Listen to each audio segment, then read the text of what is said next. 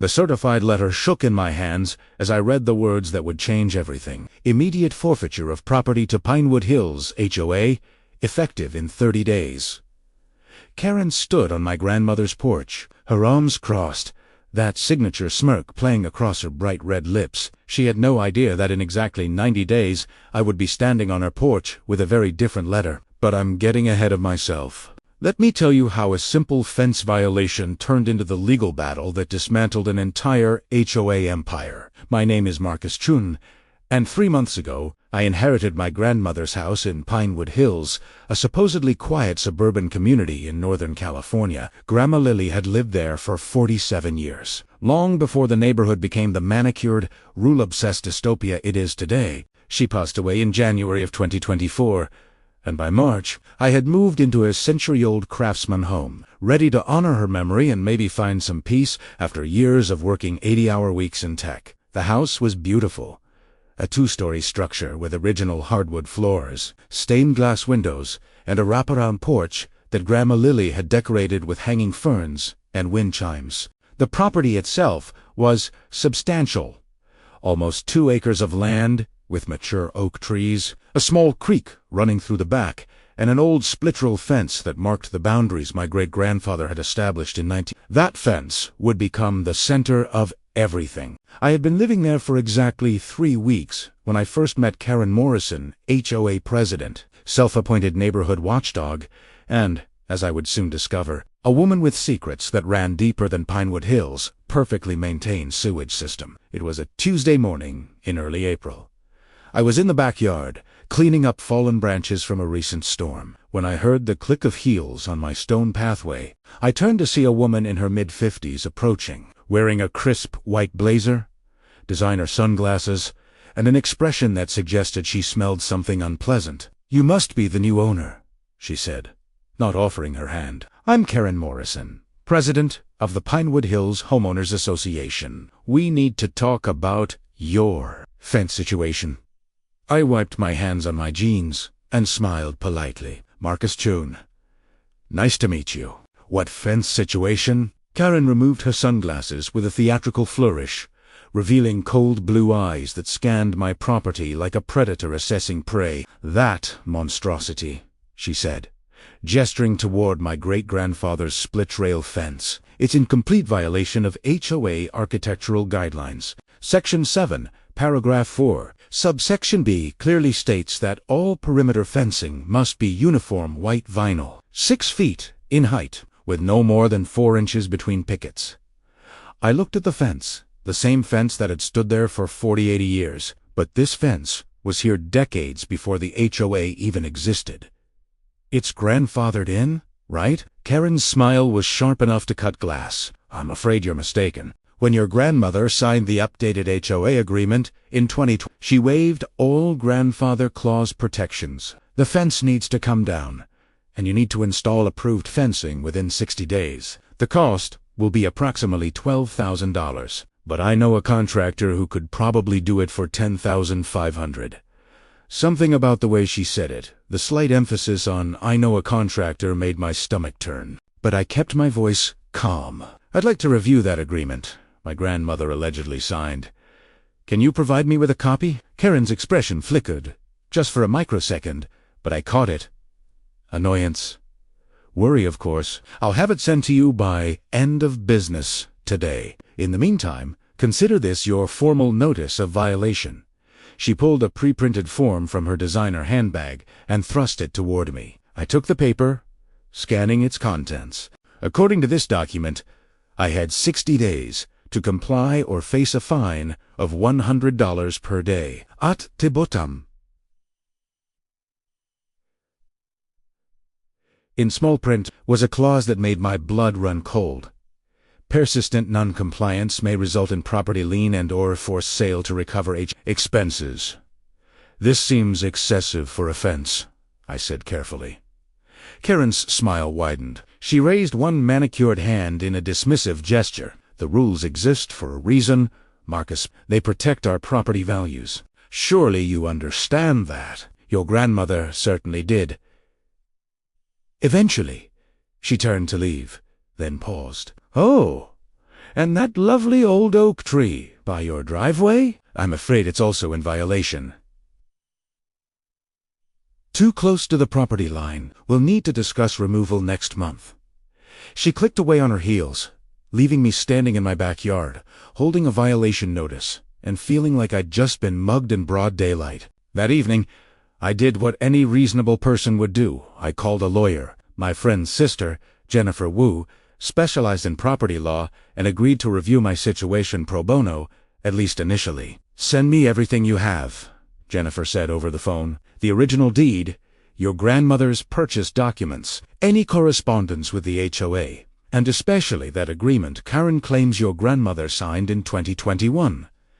"That's the thing," I replied. My grandmother had advanced dementia by 2021. She was in a memory care facility from August of 2020 through her death. There's no way she could have legally signed anything during that period. The silence on the other end of the line was pregnant with possibility. "Marcus," Jennifer said slowly, "that's fraud. If Karen forged your grandmother's signature or coerced her while she was mentally we're talking about serious criminal activity." Over the next 2 weeks, I dove into my grandmother's papers. She had been meticulous about record-keeping. Bless her organized soul. I found files dating back to when my great-grandparents first purchased the land, all 5 acres of it, not 2. I found property tax records, original surveys, and a handwritten ledger where Grandma Lily tracked every interaction with the neighborhood association. The entries started innocently enough. In 1998, the neighborhood formed a voluntary association to coordinate a 4th of July block party. By 2003, it had become a registered HOA with bylaws and elected officers. My grandmother's notes showed she had voted against several of the more restrictive rules, but was generally cooperative. Then, in 2015, everything changed. A new entry. Karen Morrison elected president, 3rd vote. Recount, something feels wrong. From 2015 onward, the entries became increasingly distressed. Karen demanding I cut down oak trees, says they're safety hazard. They're healthy trees. Karen claims, my fence violates new rules. No vote was ever taken on fence rules. Karen sent contractor to inspect my roof. Wants me to replace it. Roof is fine. The final entry was dated July of 2020. A month before Grandma Lily entered full-time care, Karen came by with papers. Said I need to sign to update insurance coverage. I told her to leave. She got very angry. She said I'd regret not cooperating. I don't trust her. My hands were shaking as I photographed every page and sent them to Jennifer. Her response came within hours. We need to talk. Tomorrow, my office. 9 a.m. the next morning. I sat across from Jennifer in her downtown office, watching her review documents spread across her massive oak desk. She was a small woman in her 30s, but her presence filled the room with the kind of quiet intensity that made senior partners nervous. "Marcus," she said finally, looking up at me with an expression I couldn't quite read. "How much do you know about the history of your property?" Just what Grandma Lily told me. Her parents, my great-grandparents, bought 5 acres in 1976 from a farming family named Henderson. They built the house, established the fence lines, and lived there until they passed away in the early 90s. Then Grandma inherited it. Jennifer pulled out a faded survey map. This is the original Henderson Farm. 120 acres. Subdivided starting in Your great-grandparents bought a 5-acre parcel in Lot 7. Here's the interesting part. According to the original deed and survey, your property line extends all the way to Creek Road. That's not 2 acres. Marcus, that's closer to 4.7 acres. I stared at the map, but I thought the HOA owned the common areas. The creek, the walking trails, the community park. Jennifer's smile was sharp. That's what everyone thinks, but I pulled the county records. Those common areas are not owned by the HOA. They're not owned by anyone, according to current records. Someone has been paying property taxes on them for decades, claiming ownership through adverse possession. But those tax records are sealed. Let me guess, I said. Karen Morrison has something to do with this. Not just Karen. Her husband, David Morrison, is a real estate attorney. Together, they've been systematically pressuring longtime residents to sell their properties at below-market rates, claiming HOA violations, forged liens, whatever it takes. Then they flip the houses for massive profits. But your property is different, Marcus. Your property has historical claim to land they've been treating as their personal piggy bank. My mind was reeling. So what though we though? Jennifer leaned back in her chair and steepled her fingers. We do exactly what they've been doing to everyone else, but legally. We file a quiet title action to establish your legitimate boundaries. We petition the county to investigate the tax records. And we file a formal complaint with the state bar regarding David Morrison's ethical violations. She paused. But Marcus, you need to understand, these people have money, connections, and no conscience. This will get ugly. I thought about my grandmother, alone and confused, being harassed by Karen in her final years. I thought about how many other elderly residents had probably been bullied and cheated. Let's do it, I said. Jennifer nodded. I'll start drafting paperwork today. In the meantime, do not, I repeat, do not engage with Karen or anyone from the HOA board. Document everything, but say nothing. I left her office feeling equal parts energized and terrified. I had no idea that within 48 hours things would escalate beyond anything I could have imagined. That Friday evening, I returned home from grocery shopping to find Karen standing in my driveway with 3 other people, 2 men in suits, and a woman holding a clipboard. One of the men was operating a surveying instrument, setting up markers along what Karen claimed was my property line. "What the hell is this?" I demanded, staying calm despite the fury building in my chest. Karen turned to me with that same predatory smile, raising both hands in mock surrender. "Oh good, you're home. We're conducting an emergency survey. As I suspected, your fence encroaches on HOA common area by approximately 6 feet along the entire eastern boundary. That's about 0.23 acres of land you're illegally occupying."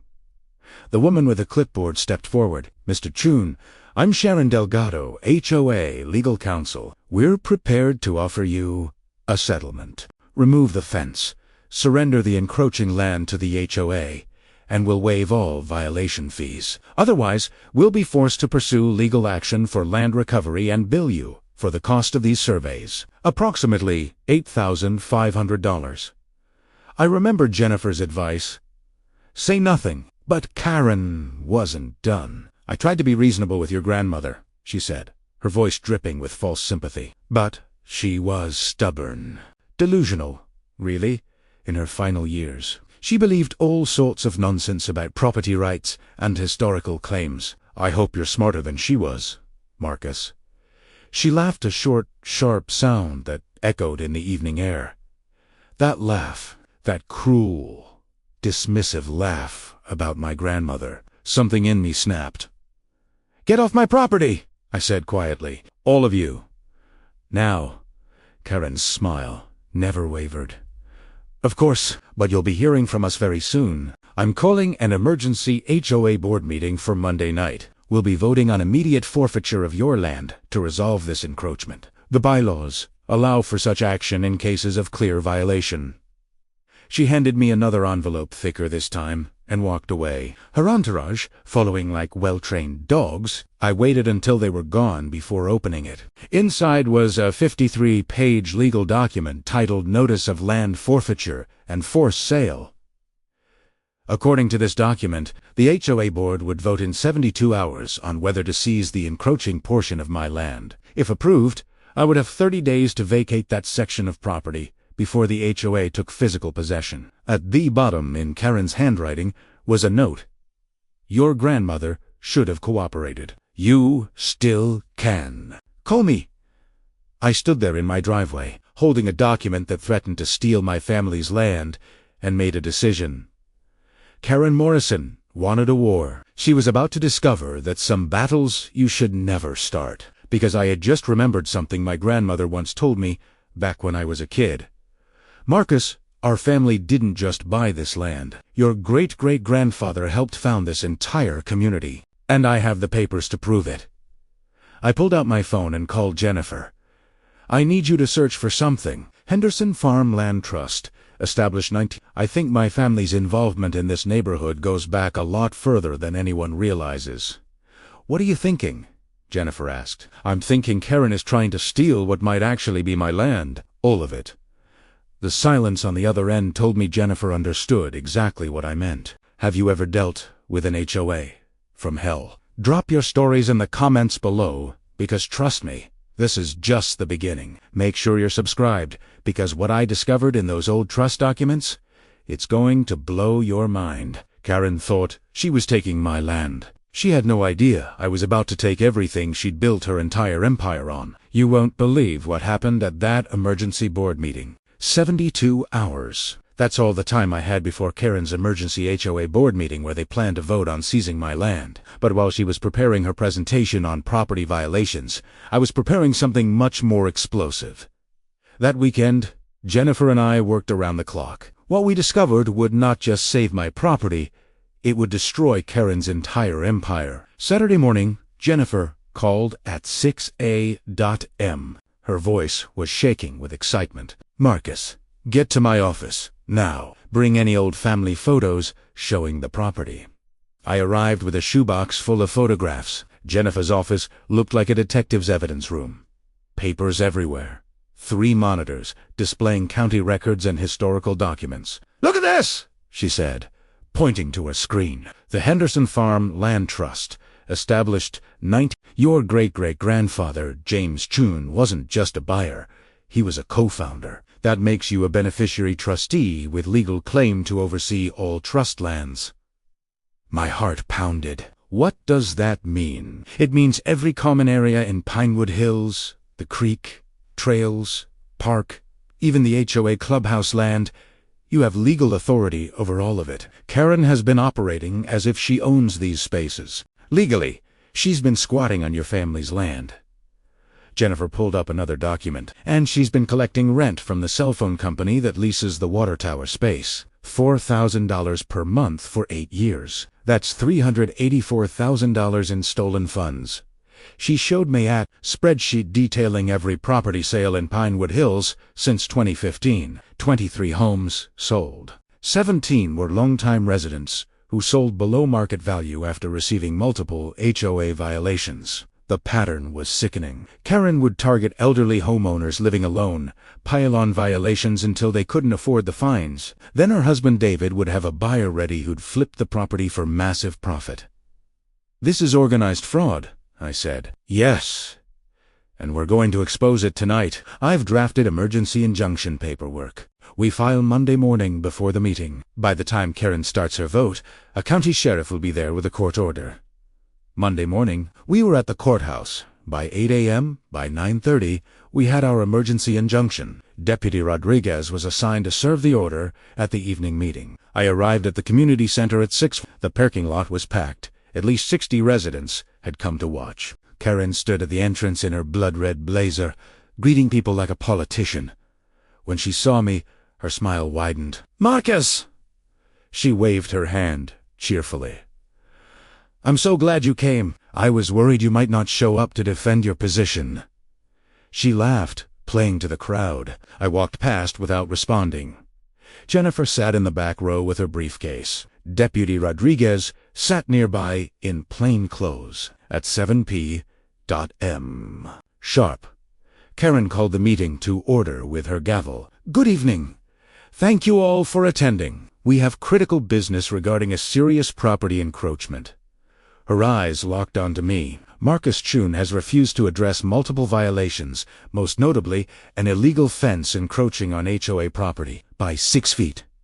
She clicked through a PowerPoint showing aerial photos with red violation markers. This represents .23 acres that rightfully belongs to the HOA. Despite multiple notices, Mr. Chun has been uncooperative. Therefore, the board will vote tonight on emergency action to reclaim this land.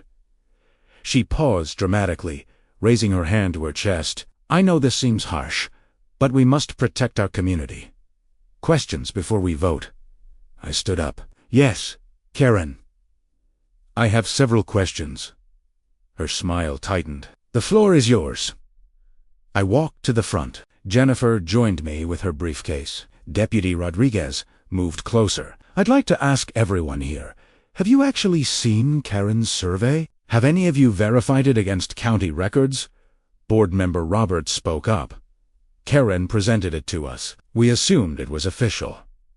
Assumed, I repeated, because according to the actual county survey from 1976, my property line is exactly where my fence stands. My property extends to 0.7 acres beyond where Karen claims. HOA boundaries begin. Gasps rippled through the room. Karen's face flushed. Those old surveys are outdated. We had new surveys done in 2015. Really? Show me the legal filing, because I can't find any record at the county assessor's office. I held up a thick folder. What I did find was the Henderson Farm Land Trust documents from My great-great-grandfather was a I found records showing you and your husband have been illegally collecting cell tower rent on trust land. That's $384,000 in stolen funds. The room exploded. People shouted questions. Board members stared at Karen in shock. I continued over the noise. I also found evidence of systematic elder abuse. You've targeted 17 elderly homeowners since 2015, forcing them to sell below market value. You and David then flipped those properties for massive profits. Karen stood, both hands raised. This is ridiculous. These are desperate accusations. I demand. You demand nothing. Deputy Rodriguez interrupted, standing with his badge. Karen Morrison, I'm serving you with an emergency court injunction freezing all HOA accounts and removing you from your position pending investigation of fraud and embezzlement. Karen's smile finally cracked completely. Her hands dropped to her sides. You can't do this, Primera Abi writes. You have the right to remain silent, Rodriguez continued. Anything you say can and will be used against you in a court of law. The room was in complete chaos now. Residents were on their feet, some shouting support for me, others demanding answers from the remaining board members. Karen's face had gone from red to white, her carefully constructed facade crumbling in real time. This is a mistake, she hissed at me, her voice low enough that only I could hear. You have no idea what you've started. My husband will destroy you in court. I leaned closer. Your husband is about to be disbarred for ethics violations and fraud. Jennifer already filed the complaint with the State Bar this morning. It's over, Karen. For the first time since I'd met her, I saw genuine fear in her eyes. She looked around the room at the angry residents, at her shocked board members, at the deputy holding the court order, and I watched her realize that her empire was collapsing. Rodriguez handed her the official documents. You're not under arrest yet, but you're required to surrender all HOA financial records, keys, and passwords immediately. You're also barred from entering any HOA property or contacting any residents outside of court proceedings. Karen took the papers with shaking hands. She opened her mouth to speak, then closed Italiano, opened it again. Nothing came out. Finally, she looked directly at me. You think you've won. But there are things you don't know. Things about this land, about your grandmother, about what really happened. That's enough, Rodriguez said firmly. Ms. Morrison, I suggest you contact your attorney. Karen grabbed her designer handbag and walked toward the exit, her heels clicking in the suddenly silent room. At the door, she turned back one last time. She raised one hand, pointing directly at me, and spoke loud enough for everyone to hear. You want my empire. Marcus. Fin. Take. Italiano. But you're going to discover that some crowns are cursed. Your grandmother knew that. Ask yourself why she never fought back. Then she was gone. What did Karen mean by that? What did my grandmother know? Drop your theories in the comments. I discover Karen's secret files, and what I find changes everything I thought I knew about my family and this neighborhood. The rabbit hole goes deep. Your grandmother knew that. Karen's final words haunted me as the meeting dissolved into chaos. What did my grandmother know? I was about to find out, and the truth would shake everything I thought I understood about my family. After Karen left, Jennifer pulled me aside. We need to secure the HOA office tonight. Karen has files that could disappear by morning. 20 minutes later, Deputy Rodriguez used Karen's seized keys to unlock the HOA office. The main area was bland corporate furniture, but Karen's private office had an expensive mahogany desk and a serious security cabinet. While Rodriguez worked on the lock, I explored Karen's desk. The bottom drawer was locked. I used a letter opener to pop it open. Inside was a leather-bound journal. The first entry was dated March 15, 2015, Day 1, as president. The plan begins. David has identified 12 properties for profit. All elderly residents who can be pressured. The Chun property remains the primary target. But Lily Chun is stubborn. Need patience. I felt sick. This was premeditated exploitation. Then I found an entry from July 2020. Lily Chun is in memory care now. Perfect timing. David drafted the property agreement. Will claim she signed it while competent. The Chun property will be ours. The crown jewel. The next entry stopped my heart. Spoke with mother today. Still bitter about the Henderson property sale and still believes the Chun family stole what should have been ours. She made me promise to get it back. She laughed and said, "Your grandmother fought dirty too." Karen, what did she mean? "Jennifer," I called. "Look at this." She read it and went pale. "Marcus, what was your grandmother's maiden name?" "Henderson." "Lily Henderson, before she married my grandfather." "Karen's mother and your grandmother were both Hendersons," Jennifer said slowly. "They're related. This is a 50-year family feud." Rodriguez opened the security cabinet. Inside were dozens of resident files. Jennifer grabbed Chun, Lily, primary target. Buried inside was a yellowed newspaper clipping from August 1976, Henderson Farm Sale, Sparks Family Dispute. The article explained that Robert Henderson sold farm parcels against his daughter, Margaret's wishes. Margaret had contested the will, claiming her father was manipulated. She lost, receiving only cash, while her sister Lily inherited the home and 5 acres. "Margaret," I whispered. "Karen's mother is my grandmother's sister. This entire scheme was revenge." Jennifer's phone rang. She listened, and her face darkened. "David just filed an emergency motion, claiming your grandmother illegally obtained the property through elder abuse. He's trying to muddy the waters." Rodriguez held up another document. Phase 2 Complete Acquisition Plan from January 20. The plan detailed, forcing me to sell through violations, purchasing through a shell company for $300,000, then exploiting mineral rights worth $5 million. But the final paragraph revealed their backup plan. If Marcus Chun discovers the Henderson connection, implement trust, dissolution. David has testimony from mother claiming Robert Henderson was mentally incompetent when he sold. We can void the trust, eliminate Chun family claims, and default all property to the county where we have contacts. They're going to try the sale from 50 years ago, I said. Then we need to find evidence before they do, Jennifer said. Where would your grandmother keep documents from the 70s? The attic. At my grandmother's house, we searched through decades of boxers. Behind old magazines, I found a wooden box with letters addressed to Lily in flowing handwriting. Letters from Margaret Henderson, Karen's mother. I read through them. Margaret and Lily had been close as children, but Margaret was possessive of their father and the farm. When developers approached Robert about selling, Margaret accused Lily of poisoning their father's mind.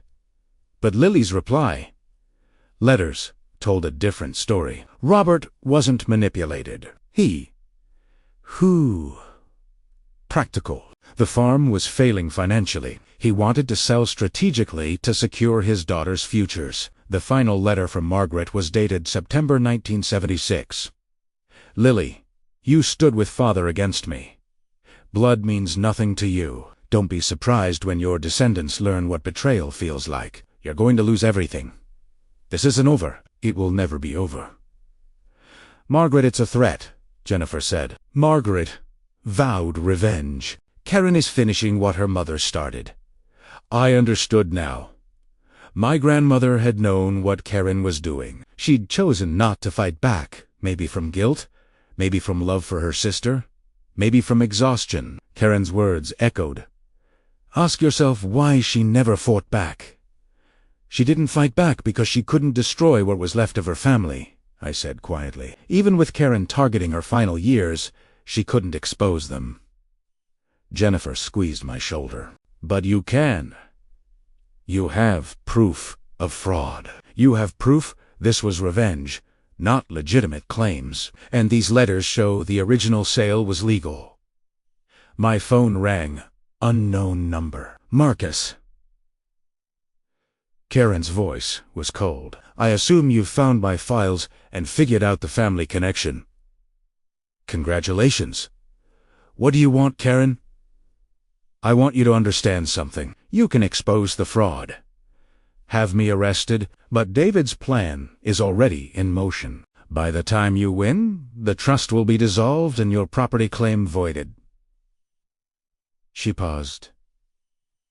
Or we make a deal. You drop charges. I walk away. We split the $5 million from mineral rights and water access.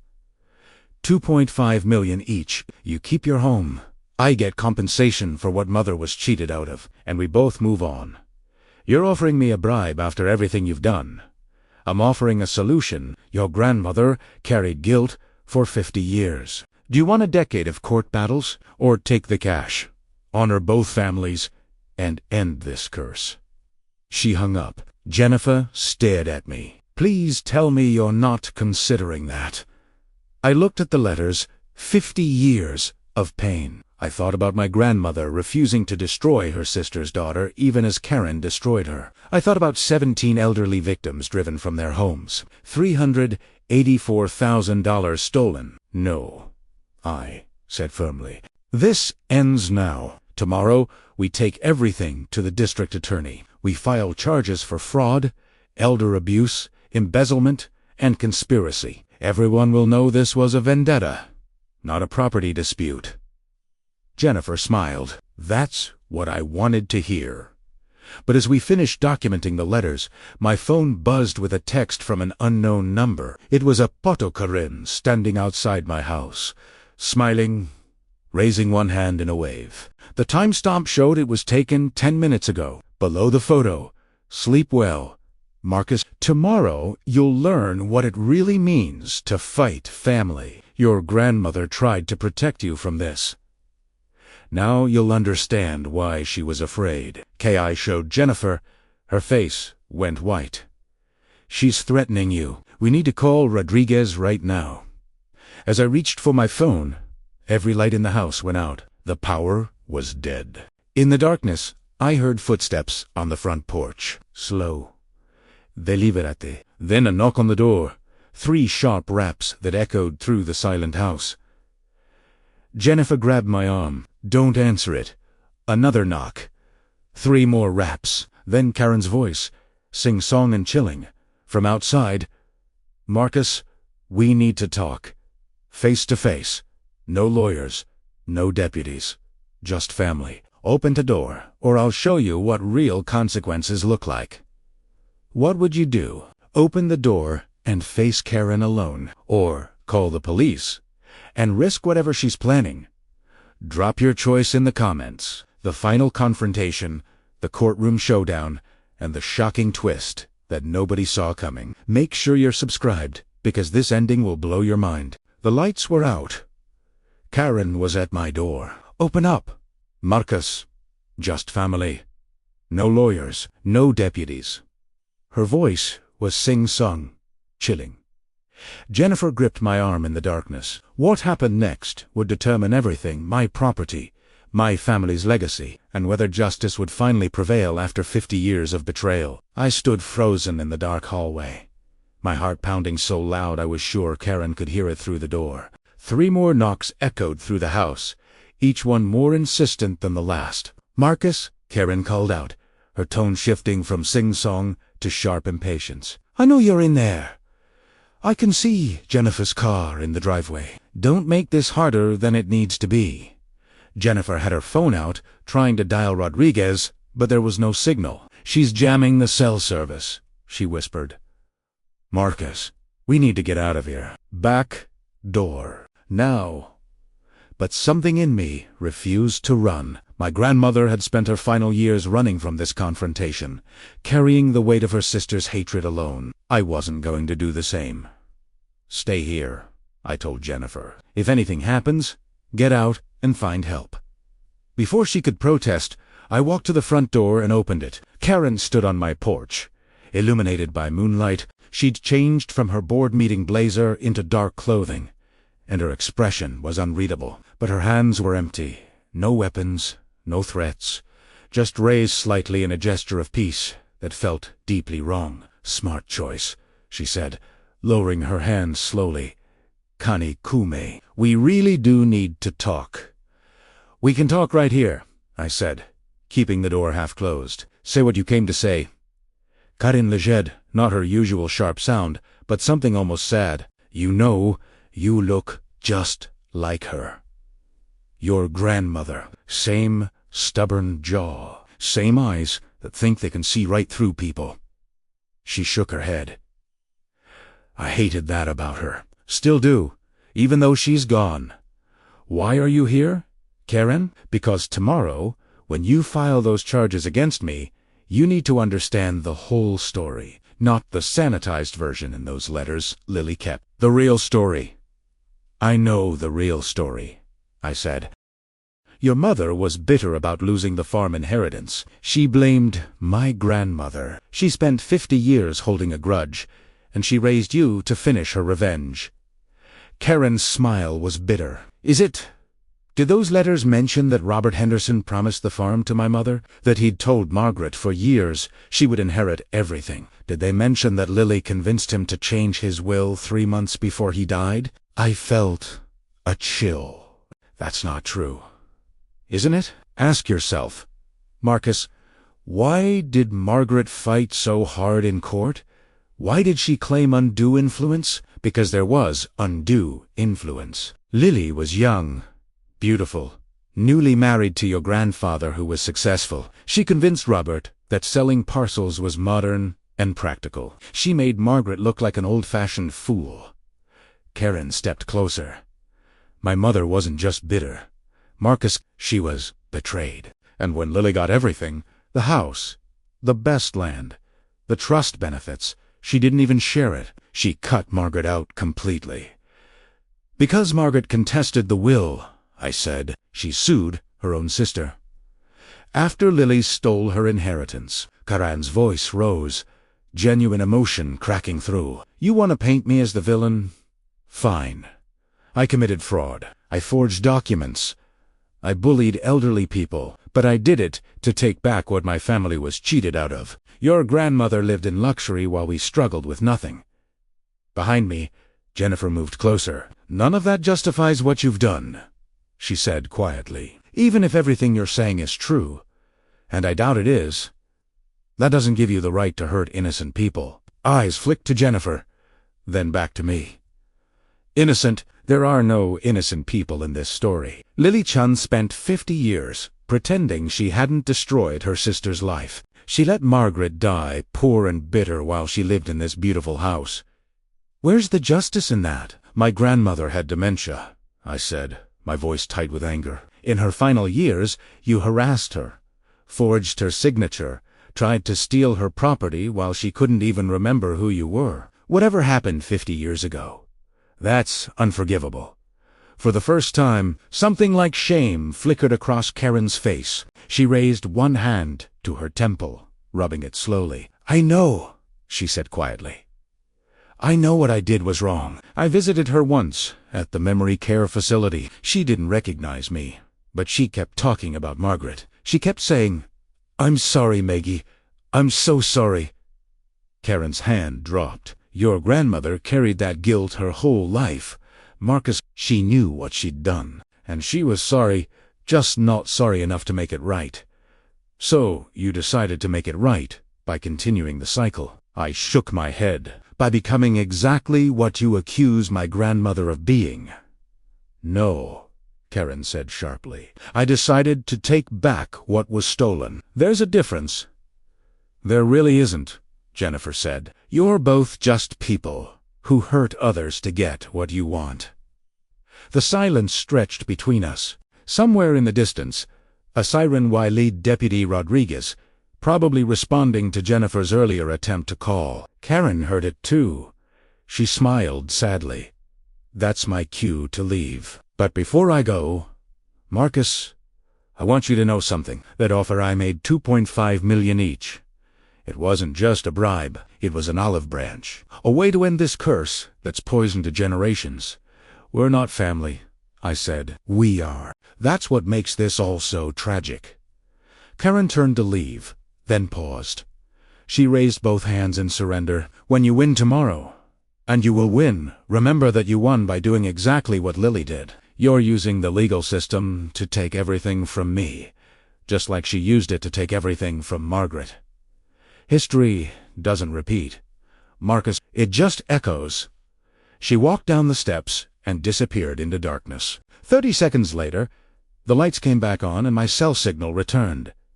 Jennifer immediately called Rodriguez. He arrived 20 minutes later with 2 officers, but Karen was gone. We'll find her, Rodriguez assured me. She can't run far. Her accounts are frozen, her passport is flagged. But as I lay in bed that night, Karen's words kept echoing. History doesn't repeat. It just echoes.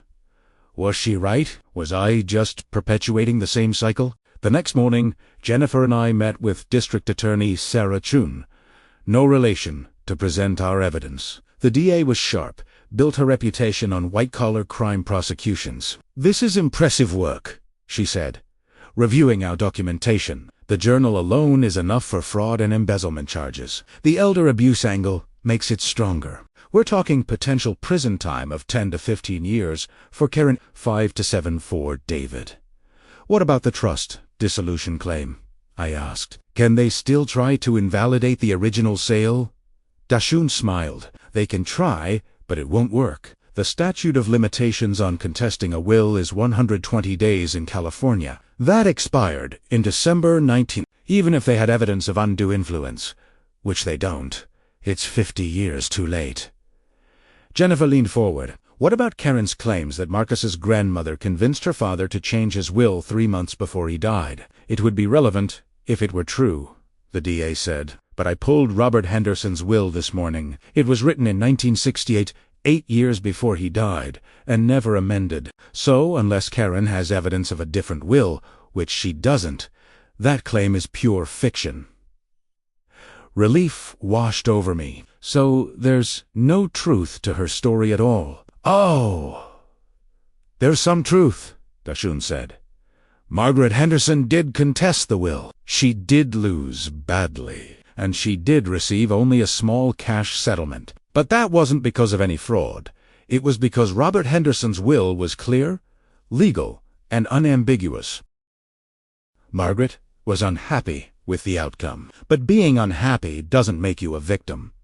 Over the next 3 weeks, the case moved forward with devastating efficiency. The evidence was overwhelming. Karen's journal, forged documents, financial records showing stolen cell tower revenue, testimony from 17 elderly residents. It all painted a picture of systematic, calculated fraud. David tried every legal maneuver his expensive attorneys could devise, but nothing stuck.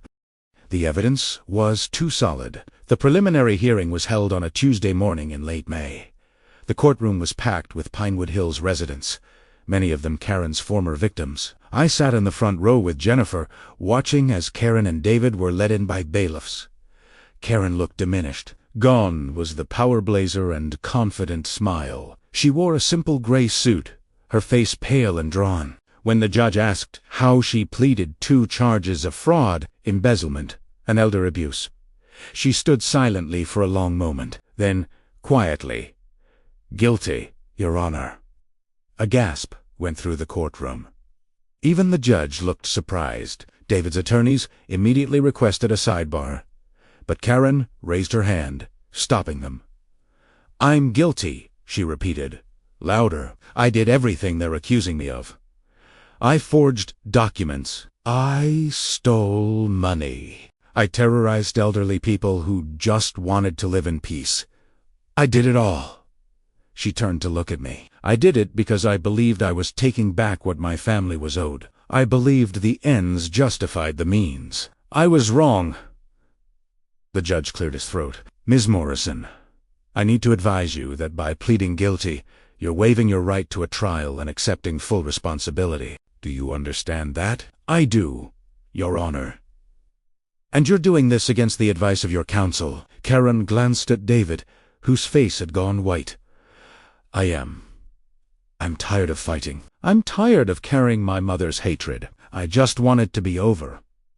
The sentencing hearing was scheduled for 6 weeks later. In the meantime, David Morrison, facing his own charges and now abandoned by his wife, attempted to negotiate a plea deal. But the State Bar moved forward with disbarment proceedings, and his legal career was effectively over. On the day of Karen's sentencing, the courtroom was even more crowded. The judge had reviewed pre-sentencing reports, victim impact statements, and Karen's statement of remorse. Ms. Morrison, the judge began, you committed serious crimes that caused real harm to vulnerable people. The court has received 17 victim impact statements, detailing how your actions destroyed their financial security and peace of mind in their final years. Karen stood, her hands clasped in front of her, and nodded silently. However, the judge continued, the court also notes your cooperation with authorities, your guilty plea that spared the state the expense of a trial, and your apparent genuine remorse. The court also notes that you've agreed to full restitution to all victims. I sat forward, surprised. Karen had agreed to restitution. With what money? The judge explained. Ms. Morrison has transferred ownership of all properties purchased through fraudulent means back to the original owners or their heirs. She has surrendered all assets, including her home, to create a restitution fund. While this doesn't fully compensate victims for their suffering, it demonstrates acceptance of responsibility. The judge pronounced sentence, 12 years in state prison, with possibility of parole after 8 years. It was harsh, but not the maximum.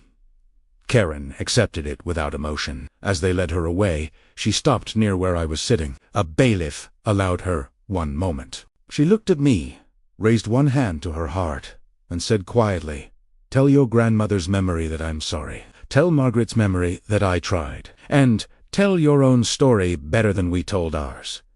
Then she was gone. 3 months later, I stood in my backyard, looking at the split-rail fence my great-grandfather had built 76 years ago. The fence that had started everything. The HOA had been dissolved by court order. The trust lands had been properly re-registered with me as beneficiary trustee. The cell tower company was now paying legitimate rent that funded a community scholarship program in my grandmother's name. 17 families had reclaimed their homes or received compensation. The Pinewood Hills community was rebuilding, this time without corrupt leadership. Jennifer walked up beside me, carrying 2 glasses of lemonade. Penny, for your thoughts. I was thinking about what Karen said, about history echoing, about me doing the same thing my grandmother did.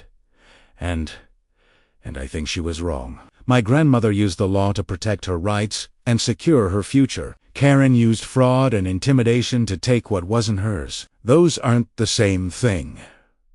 Jennifer smiled. Sounds like you've made peace with it. Not entirely, I admitted. I keep thinking about Margaret and Lily, 2 sisters who let a property dispute destroy their relationship. All that anger, all that pain passed down to the next generation. What a waste. So don't pass it down to the next one, Jennifer said simply. You ended the cycle. That's what matters. I raised my glass of lemonade to ending cycles. She clinked her glass against mine. 2. Justice, the real kind. As we stood there in the golden afternoon light, I thought about my grandmother. I wondered if she'd be proud of what I'd done, or if she'd be sad that it had come to this. I'd never know for sure, but I knew this. The land was safe. The community was healing. And the curse, Karen talked about the cycle of revenge and bitterness. It ended here, with me. My phone buzzed. It was a message from Mrs. Patterson, one of the elderly residents who'd gotten her home back. Thank you for fighting when your grandmother couldn't. She would be proud. Maybe Jennifer was right. Maybe ending the cycle was enough. Maybe that's what justice really looked like. Not perfect, not painless, but finally, blessedly, over. I looked at the old fence one more time, then turned back to the house. My house, my family's house, protected, preserved, and finally at peace. Sometimes the properties we inherit come with more than just deeds and boundaries. They come with histories, conflicts, and unfinished business. Karen tried to seize my property to settle a 50-year-old grudge. Instead, she lost everything: her freedom, her wealth, and her legacy. But here's what I learned. Justice isn't about revenge. It's about ending cycles. It's about standing up for what's right without becoming what you're fighting against. My grandmother couldn't fight Karen because she was carrying too much guilt and pain. I fought Karen because I wasn't carrying any of it. The empire Karen built on fraud and bitterness. It's gone. And in its place, we're building something better. A community based on actual values, not just property values. Have you ever had to stand up to someone powerful? Ever had to fight for what's right, even when it meant taking on family? Share your story in the comments below. And if this series taught you anything about HOAs, justice, or breaking family cycles, let me know. Thanks for following this journey from a simple fence violation to the courtroom finale that changed everything. Sometimes the best revenge isn't revenge at all. It's just refusing to let the cycle continue.